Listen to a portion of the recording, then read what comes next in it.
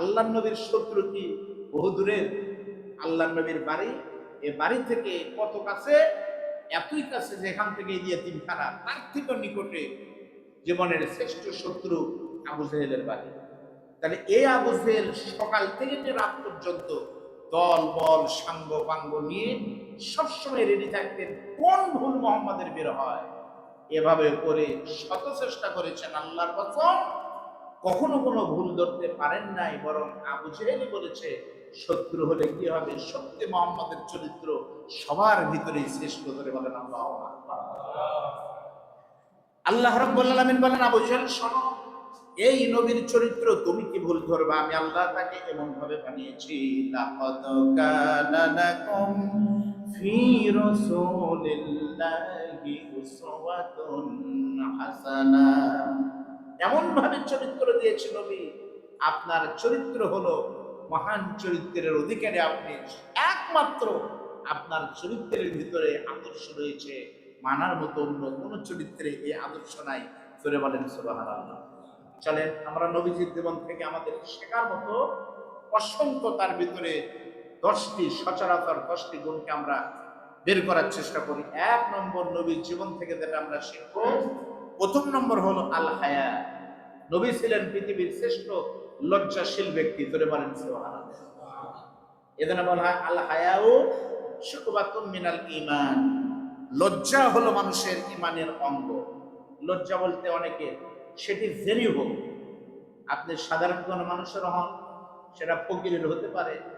লজ্জা এমন একটি সম্পদ যেটি এমন আছে যে মানুষ না খেয়ে মরে যাচ্ছে, কিন্তু লজ্জায় কারো কাছে হাত পাততেছে না। এমন লোক আছে না নাই? ধরে বলেন।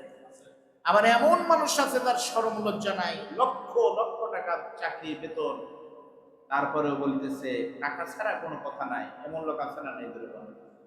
শুনলাম আমার এক কলিগের কাছে 2-3 দিন আগে, শেখ মাদ্রাসা চাকরি করতো এই শিবগঞ্জে এক মাদ্রাসায়, সুপার ছিলেন। তো মাদ্রাসার পাঠদান অনুমতি মাদ্রাসা অধিদপ্তর থেকে নিতে হয়। ওই এত চাই আসি, কিন্তু কাজ হয় না। ফাইল যার কাছে আছে তিনি এমন হুজুর, বিশাল চুপ আর টুপি পাগড়ি। তো তার কাছে কাগজ দিয়ে আসলাম, সে শুধু বলে, হুজুর কি করি ভাই, বা স্যার একটু বুদ্ধি দেন। কোনো বুদ্ধি নাই, আল্লাহ আল্লাহ করতে থাকে। বা তার সাথে জহর নামাজ জামাতে বললাম, আসর বললাম, মাগরিব করলাম। এরপরে তার সাথে পিছু ধরলাম যে তার বাড়ি পর্যন্ত দাও। বাড়িতে সরকারি কোয়ার্টারে, ওই কোয়ার্টার চত্বরে মাগরিবের নামাজ একসাথে না ঈশার নামাজ একসাথে করে বললাম যে স্যার আমার কোনো উপায় কি হবে না? তখন বলতেছে আল্লাহ আল্লাহ করতে থাকেন। আল্লাহ আল্লাহ তো ঘর থেকে করতেছে।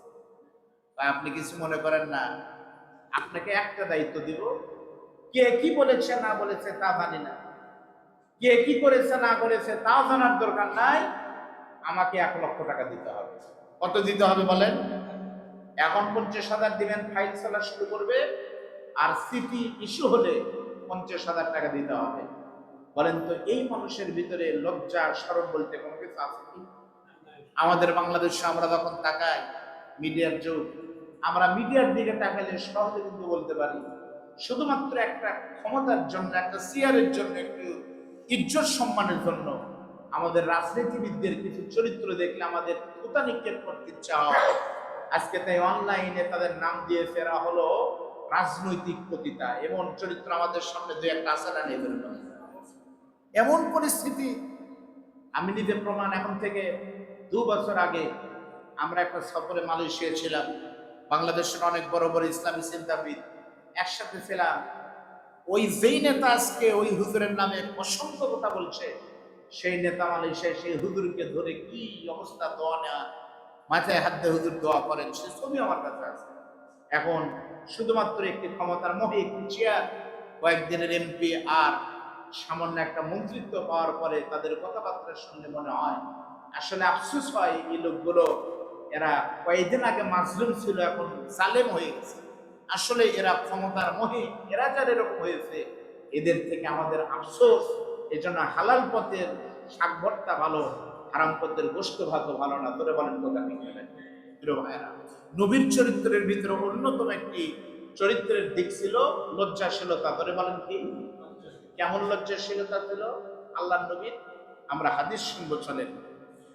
আল্লাহ নবীর প্রিয় সাহাবী যেই সাহাবারা নবীর সঙ্গে সব সময় থাকতেন তাদের ভিতরে অন্যতম একজন সাহাবী হযরত আবু সাঈদ খুদরী রাদিয়াল্লাহু তাআলা আনহু থেকে বর্ণিত, একটু শুনেন।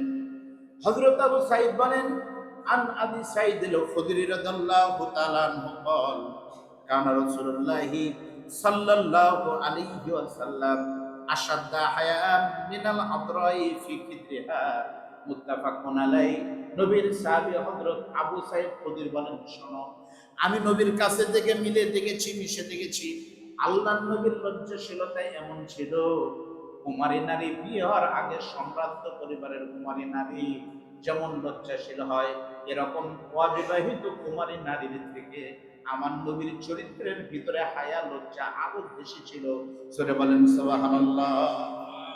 কুমারী নারীর লজ্জাশীলতা যেমন, নবীর লজ্জাশীলতা তার থেকে আরো বেশি ছিল।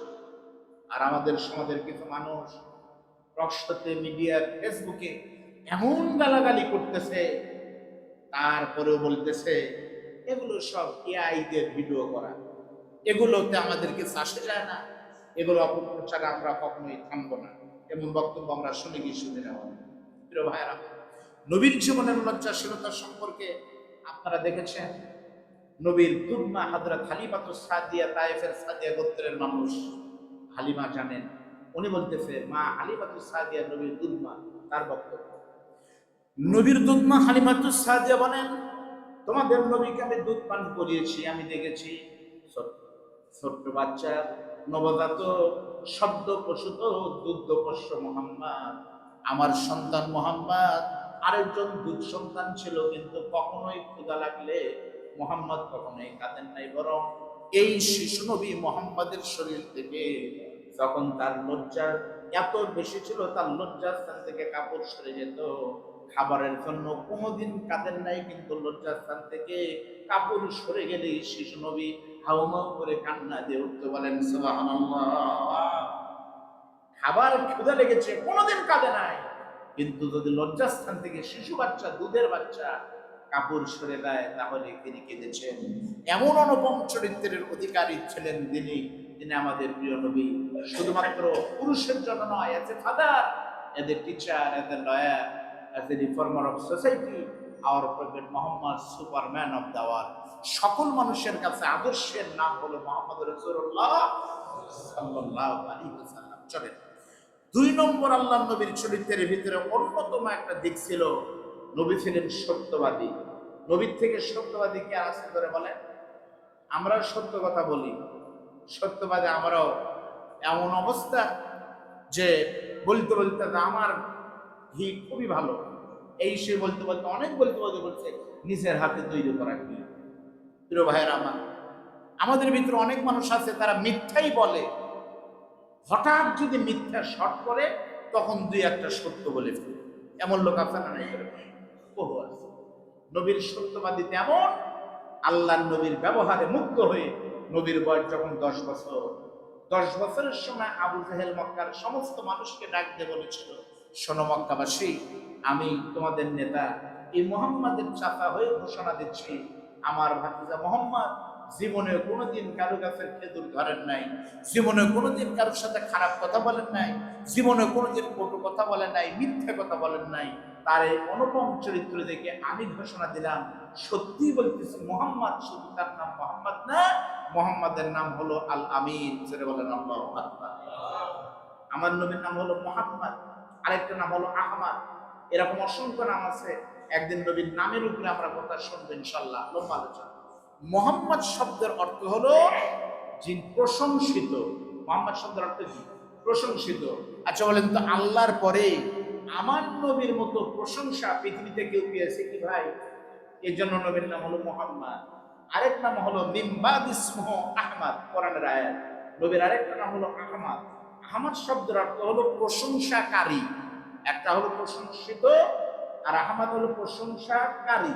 প্রশংসাকারী মানে কি? আমার নবীর পরে আল্লাহ, মানে কি বলে, আল্লাহর বান্দাদের ভিতরে সারা পৃথিবীতে আমার নবীর থেকে আমার আল্লাহর শুকরিয়া, আল্লাহর কৃতজ্ঞতা, আল্লাহর তওবা, আল্লাহর কাছে ইস্তেগফার আর প্রশংসা করেছে। নবীর মতো কি কেউ করতে পেরেছে? সেজন্য আমার নবীর নাম হলো আহমাদ, মানে প্রশংসাকারী। নবীর দ্বিতীয় নম্বর বৈশিষ্ট্য সত্যবাদিতা। আমরা অসংখ্য মিথ্যা কথা বলি, মিথ্যা বলতে বলতে এমন পরিস্থিতি, ফোন আসে, মসজিদে আসতেছে উজু করে, ফোন আসলে যে ভাই আপনি কোন জায়গায়, বলতেছে ভাই আমি নামাজ এটি পড়বো, এখন দুপসাসে থানা মসজিদে নামাজ পড়তেছি, আপনি তাড়াতাড়ি আসেন, কিন্তু আপনি কারবালা বসেন। এবং মিথ্যাবাদে আসেন না, দেখবেন অসংখ্য মিথ্যা কথা আমরা বলি। মনে রাখবেন সব পাপের মূল হলো মিথ্যা। মিথ্যা ছাড়েন, দেখবেন এমনিতে সব কাজ শেষ হয়ে গেছে। নবীর দ্বিতীয় নম্বর বৈশিষ্ট্য ছিল মিথ্যা কথা জীবনে কোনোদিন বলেন নাই।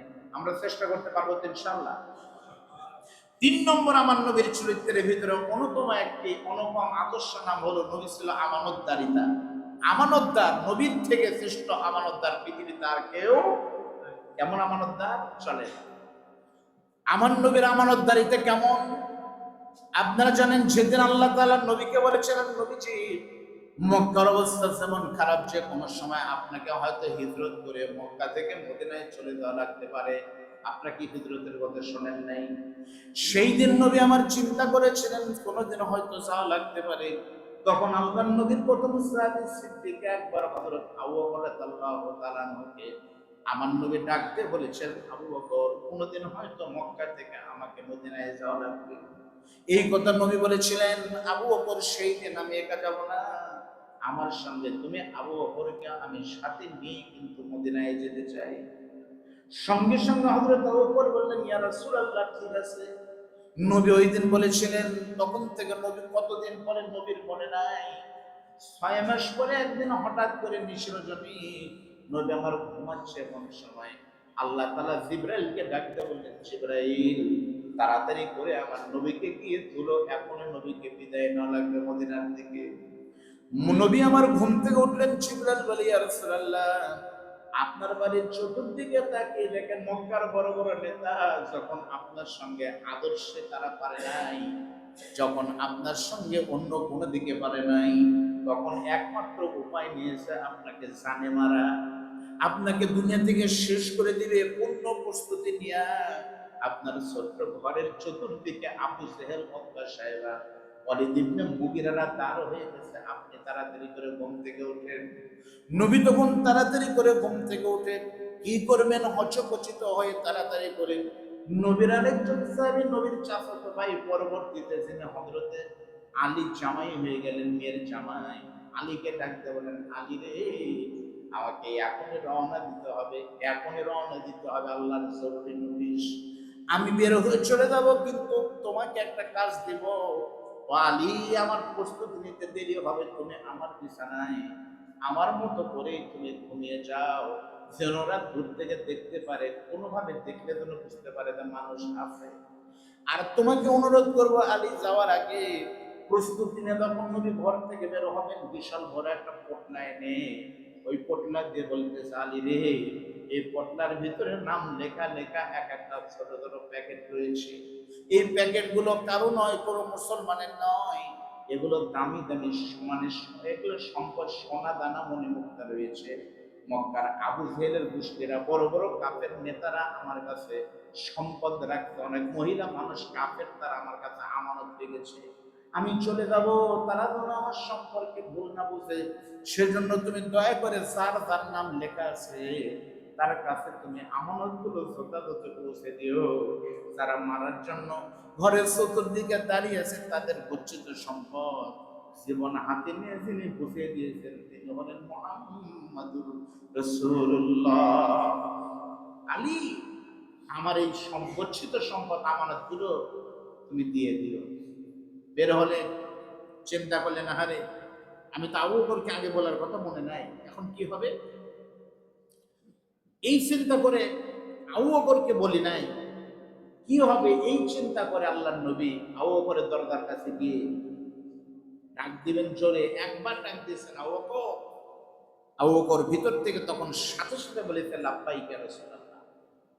দরজা খুলে গেল, আল্লাহর নবী চোখের দিকে তাকিয়ে আর কথা বলতে পারে না, আবু বকর তুমি কেমনে রেডি হয়ে থাকলে, তোমার সব প্রস্তুতির সামানপত্র নিয়ে তুমি রেডি, হযরত আবু বকর বলে, ইয়া রাসূলুল্লাহ, আপনার মনে নাই এখন থেকে 6 মাস আগে আপনি বলেছিলেন তোমাকে কোনো একদিন রাতে আমার সাথে যেতে হবে মক্কা থেকে মদিনায়। তখন আমি ধরে নিয়েছিলাম আমি আপনার সাথে হব, রাতের বেলা আমাদের সফর হবে।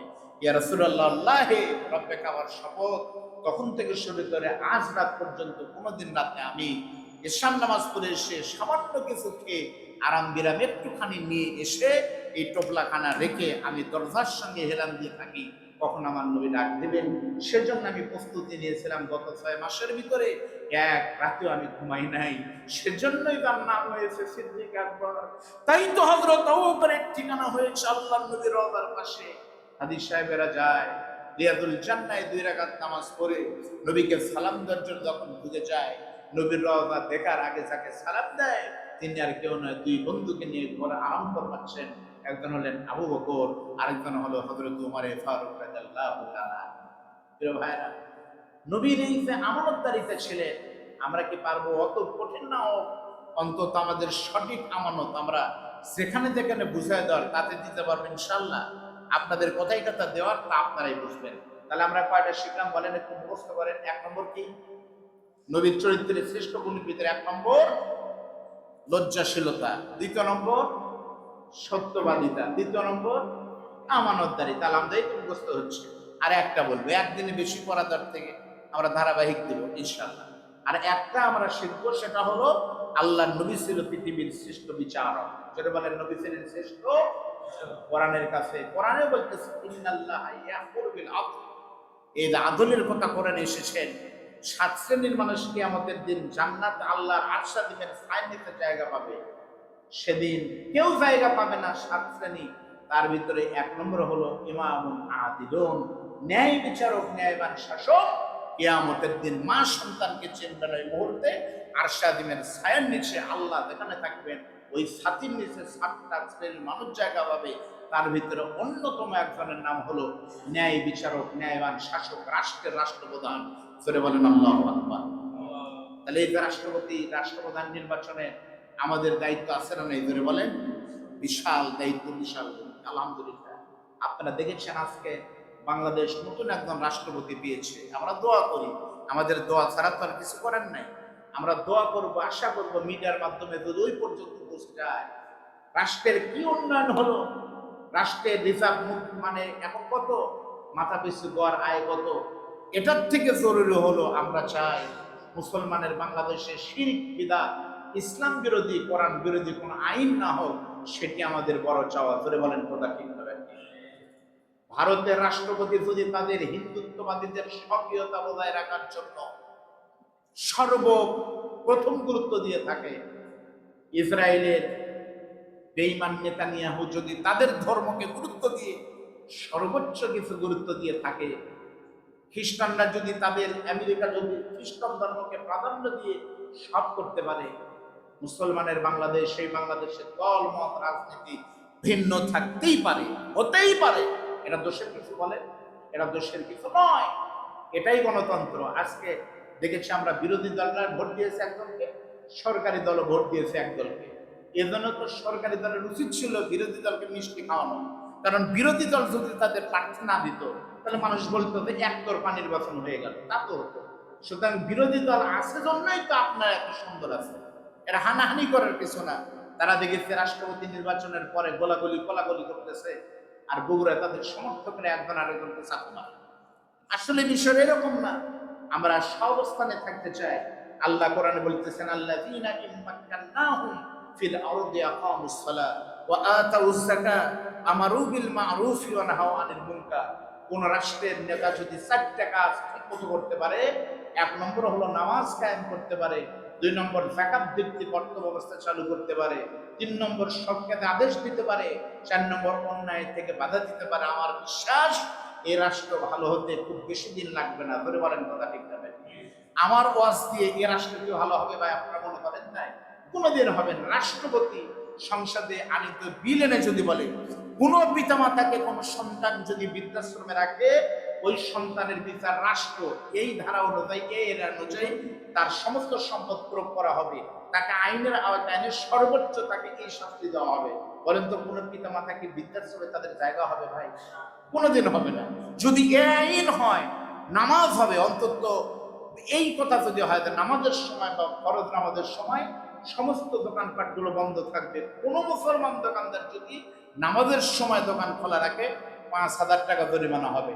আপনি বলেন তো মসজিদে আজান যদি নাও হয় তারপরে কি মুসল্লির অভাব হবে? আর এখন আজান হয়, মুসল্লি কি আছে? আপনারা বলেন তো কয়জন আসে? আপনারা জহরে যা এসেছেন জুমায়, আসরে কয়জন আসবেন? এক মসজিদের মুয়াজ্জিন দেখে যে কেউ আসে না, কমিটি খবরও নেয় না, মাসের 7 তারিখ 10 তারিখ গেল, বেতনও দেয় না, কমিটির কেউ আসে না নাই এটা জানার জন্য মুয়াজ্জিন আর ইমাম মনে করছে আসলে কমিটির কেউ মনে হয় নাই, নামাজে আসে না, দেখা শেখার নাই, বেতন নাই, তার প্রমাণ কি? এই বোঝানোর জন্য তা আছে কি না এটা বোঝানোর জন্য একদিন জোহরের আজান দিচ্ছে 11টার সময় সকালে, সাথে সাথে সভাপতি সেক্রেটারি কিছু সব হাজির এসে বলতেছে যে আপনি এত বড় অপরাধ করলেন, আপনি তো কাজ ঠিক করেননি। না ভাই, আসান আরেকটা দিব, কিন্তু আপনারা আসেন কিনা এটা বোঝানোর জন্য দেখলাম, আসলে দেন কিনা। এদেশের মসজিদের কমিটি থাকে, আসে, তারা ভুল ধরার জন্য আসে। এদেশের মুসল্লিরা আসে সপ্তাহে একদিন। কোরআন আইন যদি বাংলাদেশে চালু হতো, নামাজের সৌন্দর্য সব জায়গায় দেখা যেত। তোরা বলেন ঠিক না? সেনাপ্রধান